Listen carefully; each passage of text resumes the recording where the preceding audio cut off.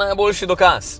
Vsi, ki ste nori na te moderne SUV-je, nikoli ne boste dobili takšnega udobja kot pri klasičnih limuzinah.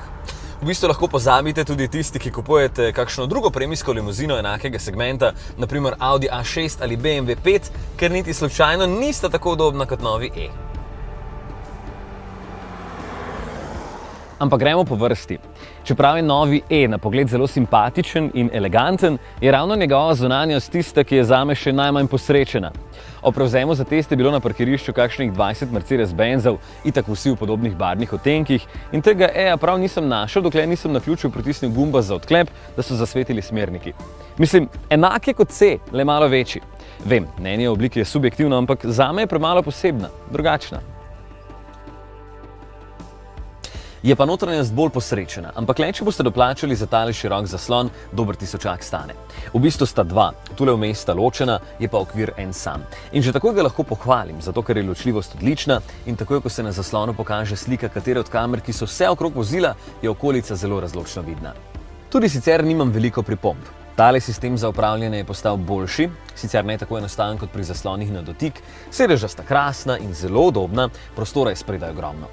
Moti me mogoče samo to, da je plastika na nekaterih delih tako zelo tanka, da na soncu zaškripa, pa da je sedež skoraj popolnoma električno nastavljiv, le naprej in nazaj ga moram še vedno prestavljati na roke.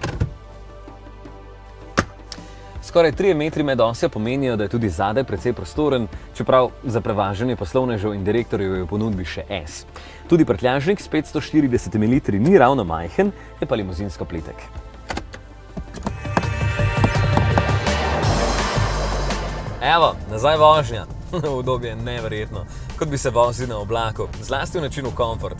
Tale ima namreč doplačljivo zračno blaženje Airmatic, stane 2000 in ga nadvse priporočam. Bistveno bolj kot AMG Line, ki je še 1000 dražji in ga ta tudi ima. V načinu sport namreč E postane precej trši, krmilni mehanizem težji in občutek vodljivosti boljši. Če se boste kdaj želeli zapotiti v ovinke, kar sicer dvomim, bo dober tudi tam. Ampak tole je predvsem izjemno udoben potovalnik in za svojo velikost na parkirišču izjemno okreten.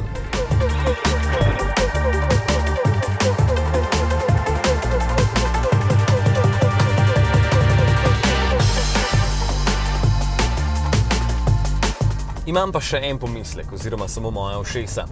4-valjni motor z oznako 220D je tokrat močnejši in ponuja 143 kW moči, kar je slabih 200 konjev.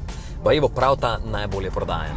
Dobrih 7 sekund potrebuje do stotice, kar pomeni, da je dovolj hiter in v kombinaciji s hitrim 9-stopenjskim menjalnikom se vam nikoli ne bo zazdelo, da moči manjka.